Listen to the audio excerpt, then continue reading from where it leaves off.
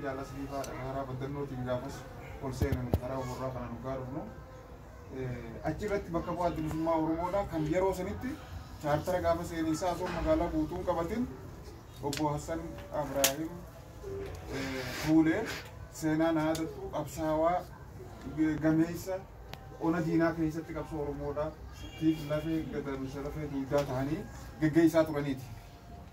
Sanirraa ka'ee maatiin kun faca'ee jira.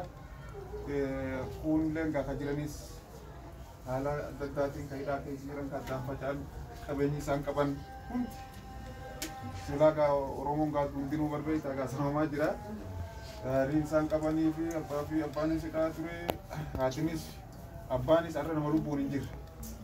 Achirraa kaasee akka boontuu Oromootti fi yookaan ijoolleen kunilleen bifa saniin jiranii dheengadda dhufan jechuu biyyarraa. Bifuma kanaanuu wal barnoota gaariis haa ta'u hanga jirtanillee quba qabaadhaa.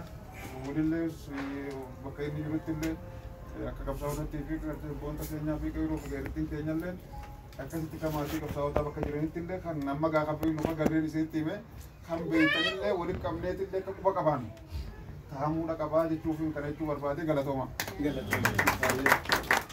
Galatooma. Uffata. Amma kaartiitiin kaartii yaaraasi qophiirra jira. Waan qophiirra jirurraa waan dhageeffamee jirurraa isin uffisuu barbaada.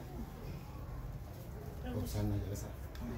Yaadadhaa jallaan qabsoo warra wareegaman qabsoo sabaati jechaa aarsaa lubbuu kafalanii harka duwwaa ol qabanii lubbuu qaaliitti dhabanii jazaan isaanii bilisummaa walabummaa bilmadummaa walabummaan isaa waygalagummaan isaa qabsoo sabaa siransiisuu wal wajjin seentan irguu haddaa lubbuu habbuqqachaa jaallan gumaacha lubbuu ilbuun lamii torba ol torba gadi nama qaba dagannaan taati barii wayi dagannaan taati barii hin dagannuu ni yaadannaa kaayoo sabaa gadin gannuu yerguu qabna damsa waaqoon kaayee qabna san akkamiin irraanfannaa gamtaan kaayee tattaafanna bu'aa qabsoo mirkaanfannaa wayi bu'aa qabsoo mirkaanfannaa ati yaa nyaapa guddaa sadiiroo maal abdattee kana maanaa saba guddaa fuutee lafaatti gattee himatiituu hunduun dirga sonsa ol kasii kuban qabduu yaaqee jirtuu wayi kuban qabduu yaaqee jirtuu yaaqan bakka bu'aa milii yaa bibii dallaalootaa hiree Oromoon fiddee kumaara maataa bakka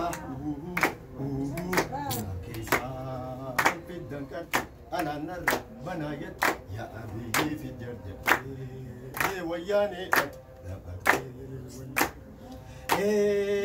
hin dagannuu ni yaadannaa kaayoo sabaa gadin gannuu yerguu qabna damsa waaqoon kaayee qabna san akkamiin irraanfannaa gamtaan kaayee tattaafanna bu'aa qabsoo mirkaanfannaa wayi bu'aa qabsoo mirkaanfannaa wayoo galatooma.